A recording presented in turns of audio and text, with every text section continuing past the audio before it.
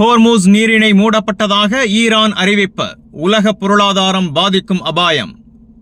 உலகளாவிய பதற்றத்தை கிளப்பும் வகையில் உலகின் மிக முக்கியமான எண்ணெய் கடல் பாதைகளில் ஒன்றான ஹோர்முஸ் நீரிணை மூடப்பட்டதாக ஈரான் தரப்பிலிருந்து தகவல்கள் வெளியாகியுள்ளன. பெர்ஷிய வளைகுடாவையும் ஓமன் வளைகுடாவையும் இணைக்கும் இந்த நீரிணை வழியாகவே உலகின் மொத்த கச்சா எண்ணெய் ஏற்றுமதியில் சுமார் 20% எடுத்துச் செல்லப்படுகிறது. இந்த பாதை முடக்கப்பட்டால் சர்வதேச சந்தையில் எண்ணெய் விலை கடுமையாக உயரக்கூடும் என்ற அச்சம் உருவாகியுள்ளது. அமெரிக்கா மற்றும் இஸ்ரேல் நடவடிக்கைகளுக்கு பதிலடியாக இந்த தீர்மானம் எடுக்கப்பட்டதாக ஈரான் வட்டாரங்கள் சுட்டிக்காட்டுகின்றன. ஆனால் இது முழுமையான ராணுவ மறியலா அல்லது அரசியல் அழுத்தமா என்ற கேள்வி சர்வதேச அளவில் எழுந்துள்ளது.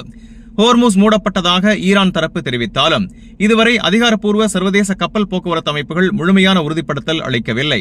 இருப்பினும் வளைகுடா பிராந்தியத்தில் பாதுகாப்பு எச்சரிக்கை அதிகரிக்கப்பட்டுள்ளது.